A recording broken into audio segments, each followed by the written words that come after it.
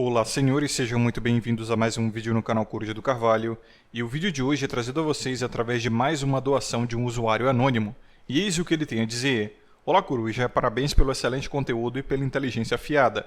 Vou te dar um pouco do contexto antes de pedir sua opinião quanto ao meu caso. Tenho 39 anos e só entrei em contato com o conteúdo da rede em julho, quando terminei a minha união estável, ou seja, praticamente casamento. Apesar disso, acho que sempre fui meio redpilado. Nunca casei formalmente e só fui morar junto com essa minha última namorada, com quem fiquei 1 ano e meio. Mas vejam aqui que para o Estado isso não importa, né? Nem para a sociedade. Tipo, união estável já é o suficiente para ser considerado casamento no civil e até mesmo no religioso. E os homens deviam aprender isso logo, né, mano? Essas são as regras do jogo. Tipo, ele diz, nunca casei formalmente. Cara, casou sim, formalmente. Talvez não no seu emocional, mas na prática foi tudo casamento. Mas continuando, né? Sempre tive muita cautela ao me envolver. Minhas namoradas todas eram pessoas trabalhadoras e relativamente tranquilas, no sentido de não serem golpistas e malucas. Já tive pelo menos umas 8 namoradas sérias, além de ficantes mais estáveis e algumas dezenas no casual. Apesar da experiência relativamente grande, comecei tarde, tendo perdido a virgindade aos 19 anos com minha primeira namorada. Aí veja só, né? 19 anos não é nem um pouco tarde. Essa foi geralmente a idade mesmo para os homens começarem a ter uma vida sexual ativa. Isso é muito coisa pós-moderna de que você entrou na adolescência, você já tem que logo sair fazendo sexo, tá ligado? É tipo 14 anos é a idade padrão. Então veja que a natureza ela não impõe nenhuma regra. As regras de se tal idade vai ser sexualização precoce ou não dependem de sociedade para sociedade. E a nossa sociedade pós-moderna atualmente diz que, tipo, passou dos 16, provavelmente tem algum problema com você se você é homem.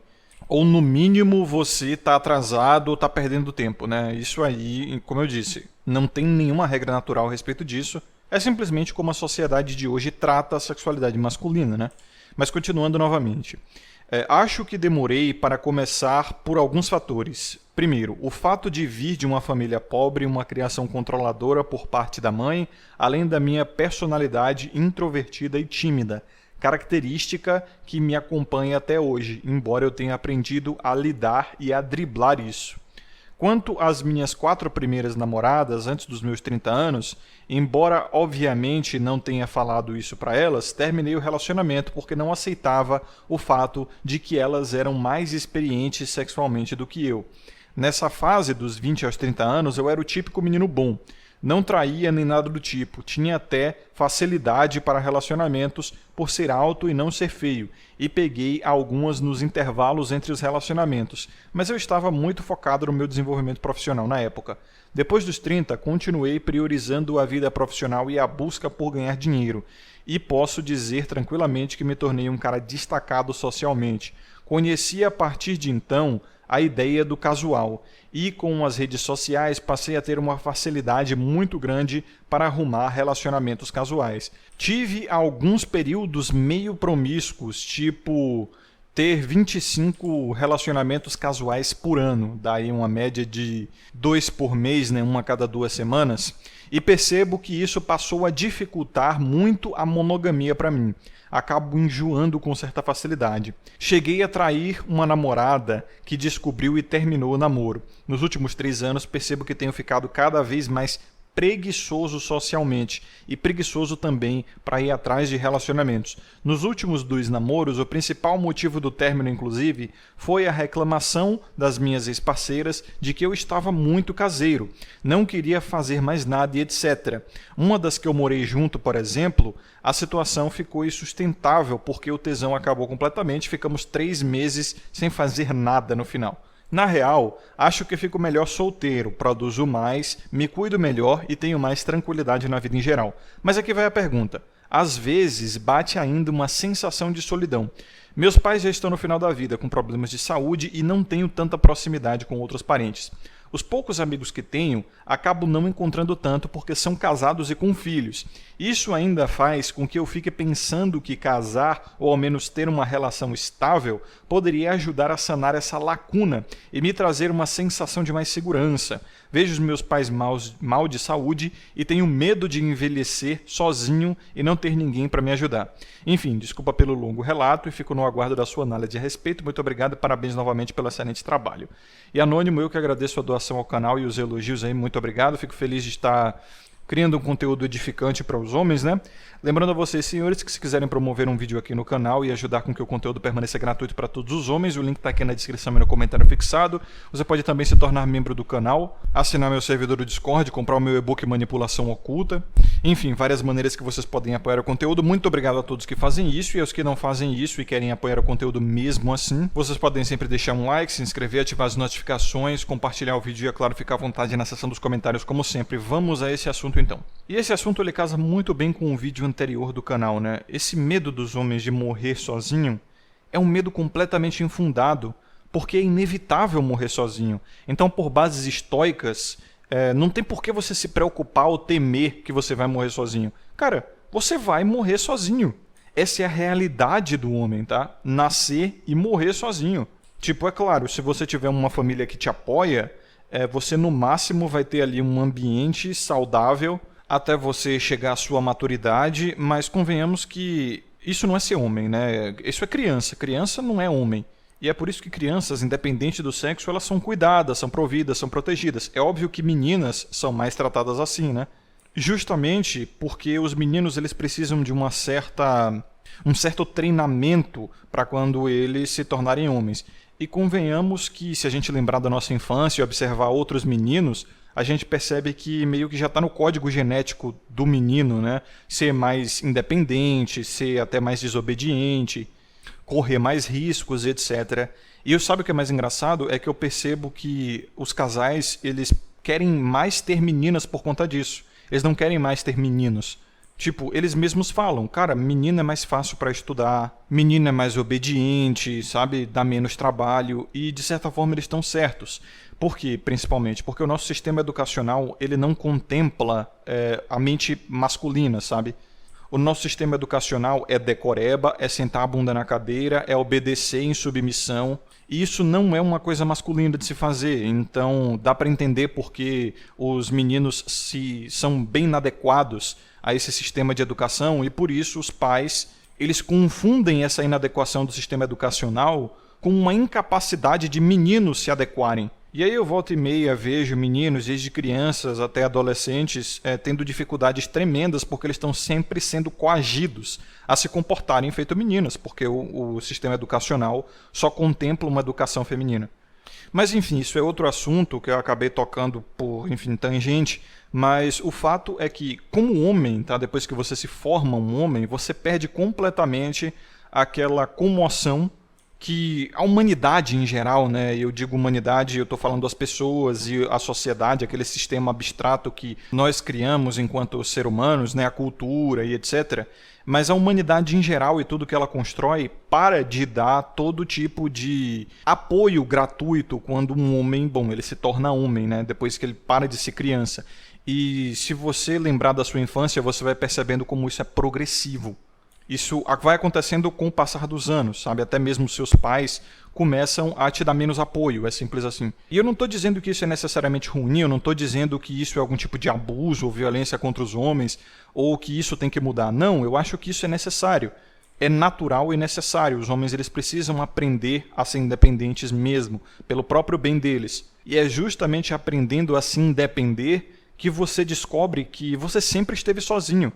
Enquanto homem, não enquanto menino, enquanto criança. Tem muitas crianças que nascem sozinhas mesmo, ou porque tem uma família disfuncional, ou porque sequer tem família, são órfãos, moradores de rua, sei lá.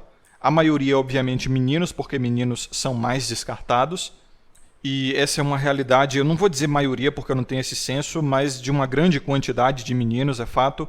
Mas depois que você deixa de ser criança, mesmo você nascendo num lar funcional e nutritivo, vamos botar assim, Quando você se torna homem, acabou, tá? Você tá sozinho. E você só vai ser valorizado à medida que você representa ou oferece alguma coisa. Eu sempre digo isso.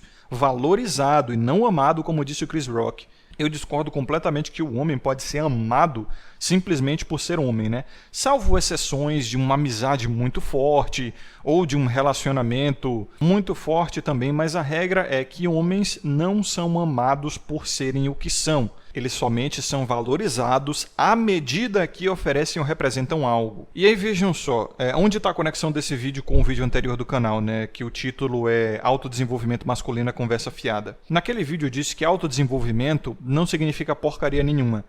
O que a gente quer dizer com autodesenvolvimento masculino é, na verdade, uma busca por autorrealização somente. Porque não se pode confundir os resultados com as práticas, foi o que eu falei. Com que objetivo você está se desenvolvendo? O desenvolvimento ele é uma prática para o resultado da autorrealização. Por exemplo, estou me desenvolvendo para chegar a IF, independência financeira. Ou seja, o que você quer não é ganhar dinheiro, o que você quer é parar de trabalhar e conseguir manter um padrão de vida confortável e prazeroso. Então é importante a gente chamar as coisas pelos nomes corretos, porque assim a gente é mais honesto com as nossas próprias expectativas, com as nossas capacidades e os objetivos ficam mais claros, né? Então o paralelo com o vídeo anterior e com esse relato aqui do Anônimo é justamente esse. O que o Anônimo quer é se sentir realizado através de conexões significativas com as pessoas na vida dele. É só isso. É isso que passa segurança para o ser humano, porque nós evoluímos como seres sociáveis em tribos e basicamente quem não tinha uma tribo morria, tá? Não se reproduzia minimamente. Podia até viver sozinho feito um unabomber, mas se você não tiver uma tribo, não tem como você encontrar uma parceira sexual.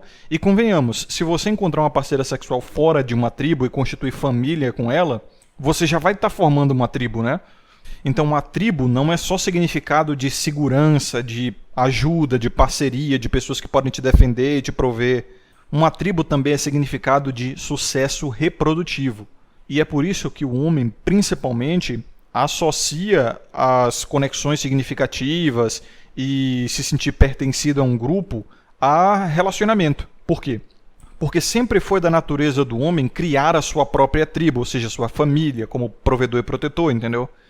Não é da realidade do homem ser provido e protegido, convenhamos. Então o homem ele não tem a oportunidade, a opção de encontrar um provedor e protetor, tipo o papai, o Estado, um chefe, isso não acontece. Então se o homem ele quer ter conexões significativas, ele vai ter que fazer o quê? Ser pragmatizado como um provedor e protetor. Ele vai ter que representar ou oferecer alguma coisa. E a gente confunde isso com autodesenvolvimento pelos motivos que eu expliquei no vídeo passado. A Matrix ela tem o poder de nos enganar nossa própria mente dentro da nossa própria mente. Então ela confunde os nossos desejos, os resultados que nós procuramos para nos convencer a tomar uma decisão que vai manter essa Matrix, né? Que vai levar o homem à reprodução e a constituir família, etc. Mas não é somente constituindo família que você vai encontrar essas conexões significativas ou um grupo ao qual você possa pertencer. A natureza quer te convencer disso porque ela quer que você reproduza para manter, né? E eu não estou tentando transformar a natureza num espantalho onde a gente vai jogar nossas responsabilidades, como eu vejo muito acontecendo aqui na comunidade, né? Brutal, brutal é a natureza, brutal, brutal é a libido, brutal, brutal é o chamado da mãe natureza e blá blá blá. Quando na verdade eu uso só como uma metáfora, tá? Não é como se realmente existisse uma criatura abstrata superpoderosa que te controla através de títeres invisíveis. Isso aí é papo de demiurgo, né? Daí a gente entende porque, como eu falei no vídeo anterior também, tem uma galera que jura de pé junto que existem sociedades secretas tentando controlar o mundo e é uma narrativa perfeitamente conveniente, né? Ninguém sabe quem são, ninguém sabe como é que fazem isso. São fantasmas que controlam o rumo da sociedade e do mundo através de títeres invisíveis. Aí tu pergunta pro cara, tu é ateu, mano? Ele fala, sou ateu sim. Mas, mano, o que você está definindo aí é uma divindade maligna. Então vocês percebem como a mente humana, ao longo de toda a história, ela sempre criou, né, essas narrativas e daí surgiram religiões, por exemplo. O ser humano ele sempre se sentiu controlado ou vigiado de alguma forma. A mente humana ela funciona assim.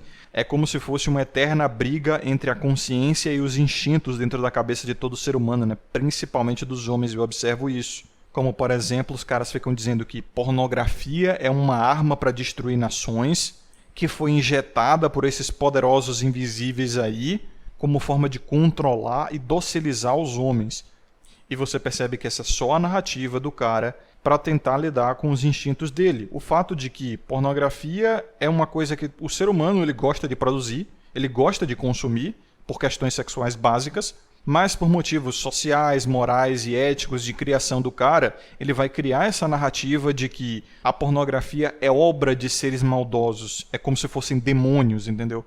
Quando, na verdade, é só o ser humano produzindo algo que ele gosta de consumir, gosta de produzir por instinto sexual padrão. Então veja que essa minha narrativa ela é muito mais evidente, ela faz muito mais sentido, porém ela não é tão gostosa assim de ouvir, porque ela joga a responsabilidade de volta nos nossos ombros, né? E não em demônios ou seres invisíveis, pessoas maldosas, sociedades secretas e grandes ricaços cosmopolitas aí, né? Isso é narrativa escatológica. E aonde isso se entrelaça no relato do Anônimo aqui? Dá para perceber que ele está passando pela famosa crise da meia-idade. A meia-idade do homem é entre os 30 e 45 anos, assim, segundo as expectativas de vida para a população masculina atual, né? E nessa idade o que é que acontece? O homem ele já viu muita coisa, já viveu muita coisa, e muito pouco o impressiona agora, sabe? Ele não tem mais aquela mente adolescente de sexo, pegação, balada, fortes emoções e aventuras e adrenalina e tal. Ele tá entrando meio que na idade de pai, vamos botar assim. Lembra que o Raccoon dizia que o ápice da vida do homem vai ser justamente nessa idade? Pois é. Ele estava correto, e eu vou deixar aqui o disclaimer para policiais anti-golpes, né? Eu não estou dizendo que aos 35 anos você vai ficar galã e rico. Eu estou dizendo que você vai encontrar o ponto alto da sua vida. O ponto mais alto da sua vida provavelmente vai estar entre seus 30 e 35 anos. E essa é a idade preferida dos homens de aquietar, né, como eles dizem, sossegar o facho e arranjar uma família. Também fazendo uma conexão com aquele meu vídeo, né, qual será o futuro dos homens. Chega nessa idade, dos 30 a 35, a crise de meia-idade cola porque o homem ele tem uma dificuldade muito grande de ver propósito na vida se ele não for um provedor e protetor para alguém, principalmente se for para sua família. O homem ele simplesmente não consegue viver para si mesmo, ele produz mais do que consome e ele precisa dar vazão para essa produção. E aí, conforme ele vai encontrando essa inadequação, também pelo fato de que provavelmente os amigos dele já estão se casando também, tendo filhos, ele está chegando numa idade onde os pais já estão, como o próprio Anônimo disse aqui, fraquinhos, né, ou debilitados de saúde, que seja, próximo do inevitável. E aí, obviamente, ele começa a se questionar, né? E quando eu estiver nessa idade, eles têm a mim, e eu vou ter a quem? Então é aí que surge o famoso cope. O cope é o quê? Uma narrativa coerente que a nossa mente cria para lidar com alguma inadequação, com alguma dificuldade, com algum impacto psicoemocional. E assim como o cara que fica buscando espantalhos para justificar a degradação da família no mundo moderno, para justificar a degeneração do mundo moderno, para justificar o fato de que hoje ele não vai conseguir encontrar uma honradinha que o ame genuinamente vai querer ter os seus filhos, ele vai ficar dizendo que a culpa é da pornografia que é trazida pelos cosmopolitas de sociedades secretas, ou a culpa é dos ricaços, da elite, da burguesia, a nova ordem mundial aí que quer destruir a família, intoxicando as nossas preciosas aí, né? E, como eu disse, é uma narrativa irresponsável, onde o cara ele simplesmente não consegue olhar para as pessoas ao redor dele e perceber que essas pessoas estão querendo isso, tá? As pessoas, elas tinham sim família, elas tinham propriedades, elas tinham autoridade, elas tinham independência financeira, elas tinham suas comunidades ali, onde elas faziam trocas mútuas, mas trocaram tudo isso pela vida urbana, trocaram liberdade por segurança e acabaram sem os dois. O ser humano é assim. Da mesma forma, um cara que ele vai chegando nessa idade e vai encontrando aí vários gatilhos, né? Como, por exemplo, os amigos estão se casando, os pais estão ficando velhos e frágeis. Ele vai acumulando recursos sem ter ninguém para usufruir além dele. Ele também vai sentindo o peso da idade, né? Ele já não está mais na flor da idade. ele já não vê mais graça em coisas que ele via quando era adolescente. Ele não tem mais aquela energia vibrante de ver graça em tudo, porque adolescente é novo, está descobrindo o mundo ainda. Todos esses gatilhos geram o quê? Sensações de solidão, ausência de dever cumprido, falta de propósito ou até mesmo um niilismo, tá? E esses são problemas psicoemocionais que a nossa mente precisa lidar. E esse é o processo do cope. E o cope natural do homem para lidar com esse problema é o que? Constituir família. E daí ele vai trazer uma cacetada de narrativa. Veja só, ele vai dizer, não é importante porque Deus mandou. Ou é importante para manter a taxa de natalidade, a funcionalidade do mundo, a humanidade, para, enfim, um monte de coisa. Vai trazer um monte de narrativa. E veja só, se o cara é cristão, o mais correto é o celibato. Porque, bom, Cristo não casou e não teve filho, né? Segundo a Bíblia, é claro. Existem apócrifos que dizem que ele foi casado com Maria. Maria não era prostituta, ele teve filho com ela. A prostituição de Maria foi, na verdade, uma coisa trazida pela Bíblia. Mas isso são leituras paralelas à Bíblia. Eu não estou dizendo que estão certas ou erradas, eu só estou dizendo que elas existem. Mas no cânone bíblico mesmo, Jesus não casou, não teve filho, e o cristão ele quer se assemelhar em Jesus o máximo possível. Então veja que isso é só questão de narrativa também, né? Deus mandou, esse é o certo que o homem tem que fazer. A narrativa religiosa dele manda ele fazer isso, mas também existe a narrativa do celibato ali, de se assemelhar a Cristo. Ou o fato de que o cara diz, não, mas nós temos que manter a sociedade, o futuro e as próximas gerações e a humanidade, blá blá blá. Novamente, narrativa. Afinal, você não tem que se preocupar com a humanidade depois que você morrer. Tipo, você já não vai estar mais aqui, entendeu? Não faz diferença, não vai fazer diferença nenhuma ter filho, não.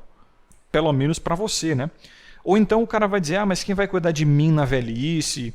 Eu vou ficar sozinho quando eu estiver incapaz? Novamente, uma narrativa. E narrativa frágil ainda por cima, porque, convenhamos, não é segurança nenhuma de que seus filhos vão cuidar de você na velhice, ainda mais com o sistema cultural atual, né? Porque, convenhamos, não é só você que educa o seu filho, é a cultura também que educa o seu filho. E por mais que diga, não, eu vou educar eles para eles serem extremamente based, extremamente tradicionais e vão cuidar de mim na velhice. Cara, não é bem assim, tá? Outras coisas influenciam o seu filho também e é completamente imprevisível a personalidade que ele vai ter, o caráter que ele vai construir, as influências que ele vai sofrer, tá? E a contar pelas influências, as chances é de que você não vai ser provido e protegido para o resto da sua vida. Mesmo no passado, isso não era uma garantia. Sem falar que essa narrativa também é muito irresponsável.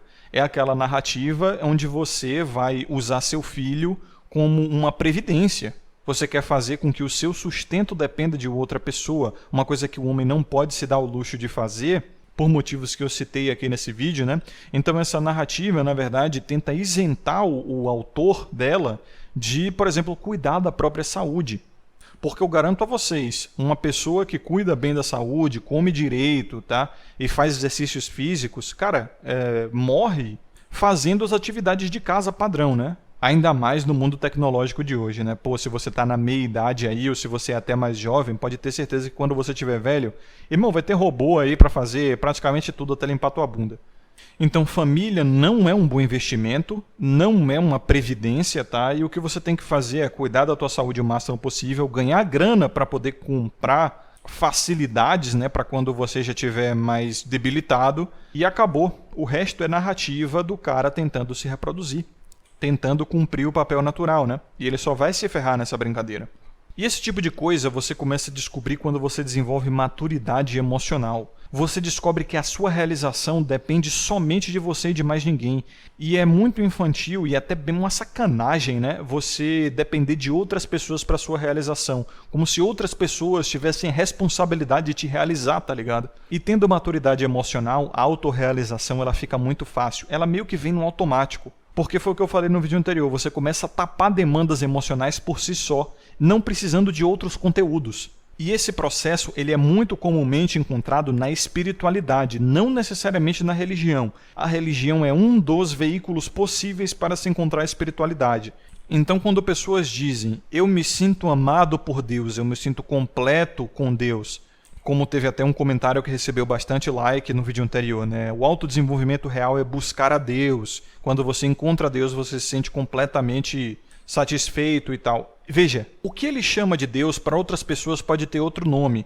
O ponto é desenvolver a capacidade de se satisfazer sozinho, de se autorrealizar. E a partir disso, seus padrões emocionais vão automaticamente ficando funcionais, fazendo até com que sua visão de mundo mude. Como, por exemplo, quando um cara com maturidade emocional ele encara os problemas do mundo, ele começa a ver as coisas como realmente são. E para de criar espantalhos para a insatisfação dele. Como, por exemplo, os caras que ficam falando a degeneração do mundo é causada por eles. Aqueles malditos ricaços e blá blá blá, eles estão me impedindo de ter uma família. A narrativa dos caras é basicamente essa. Eles estão nos impedindo de ter honradas e de ter filhos e de sermos ricos. São eles, é sempre eles.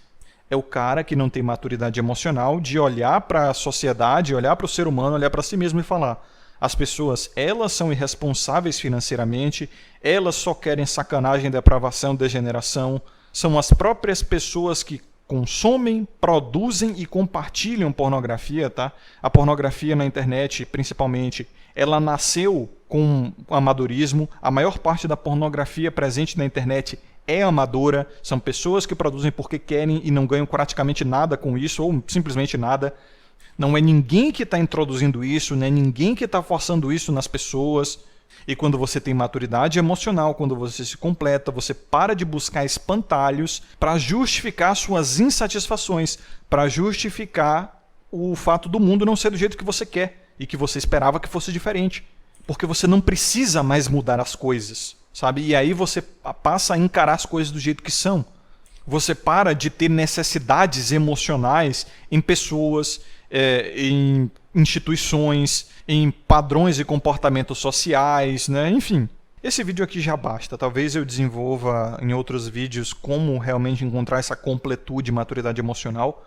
Mas a vocês que acompanharam até o final aqui essa terapia coletiva, né? Porque esse vídeo tem um caráter bastante terapêutico. Agradeço a paciência, é a vocês que eu desejo sabedoria e consciência. Vejo vocês no próximo vídeo. Aqui é o Cruz do Carvalho e até mais.